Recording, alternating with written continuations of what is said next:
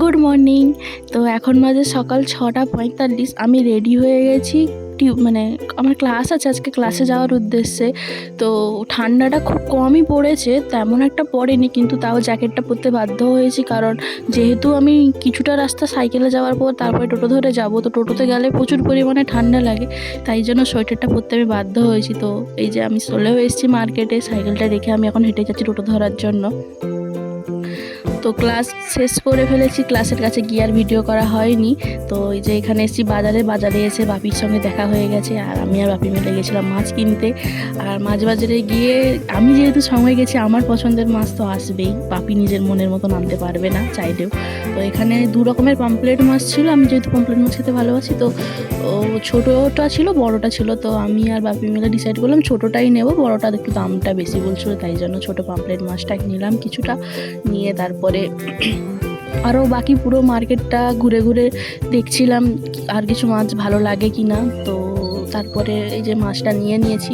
আর সত্যি কথা বলতে না, মাছ দোকানে গেলে মাছ মানে কাকুদের এত ডিমান্ড থাকে, হাত দেওয়া যাবে না, এটা করা যাবে না, ওটা করা যাবে না, তার উপরে এমন এমন কথা বলবে, মানে স্বাভাবিক ব্যাপার। যাই হোক, তো এখানে মাছটা নিয়েছি, নেওয়ার পরে একটু মাছ বাজারটা ঘুরছিলাম। আর আমরা যেহেতু সমুদ্রের ধারে আমাদের বাড়ি, তো অনেক রকমের মাছ, সামুদ্রিক মাছটা অ্যাভেলেবেল থাকে। অনেকে হয়তো এই সমস্ত মাছ দেখোনি, নাম জানো না। তো যদি কারোর মনে হয় যে এরকম এটা কী মাছ আমি জানি না বা কী নাম, আমাকে অবশ্যই কমেন্ট করতে পারো, আমি অবশ্যই সবাইকে নাম বলবো।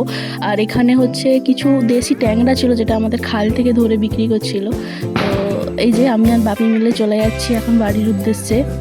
সত্যি কথা বলতে, আমার একটা সাইকেল ছিল, আমার বাপির একটা সাইকেল ছিল, ঠিক আছে, কিন্তু আমার বাপিকে মানে আমি রীতিমতো জোর করেই নিয়ে এসেছি, কারণ আমি যদি বাপিকে না নিয়ে আসতাম, বাপি চাইছিল আমার হাতে ব্যাগটা দিয়ে বাপি একটু পরে আসবে, আর আমি যদি বাপিকে না নিয়ে আসতাম, বাপি হয়তো আরও 2 ঘন্টা বাজারে থাকতো। যেটা হয়, ছেলে মানুষের সঙ্গে কথা বলে, তার সঙ্গে কথা বলে গল্প করে করে আসতো। আমি রীতিমতো ব্যাগ না নিয়ে পালিয়ে এসেছিলাম, যেহেতু বাপির কাছে মাছটা ছিল, এলে রান্না হবে, তাই জন্যই বাপি নিয়ে এসেছিলো মাছ, সঙ্গে করে এসেছি, ধরে নিয়ে এসেছি। তারপরে এই যে বাড়ি এসে একটা ছোট ওই খেজুর গাছ কেটে ফেলা হয়েছিল, একটা মানে পুকুরের একদম ধারে হয়েছিল, যেহেতু কেটে ফেলতে বাধ্য হয়েছিল। তো এই যে ওটা কাটা হচ্ছে। এই ভেতরের শাঁসটা না খেতে খুব মিষ্টি লাগে, খুবই মিষ্টি লাগে, খুব ভালো লাগে।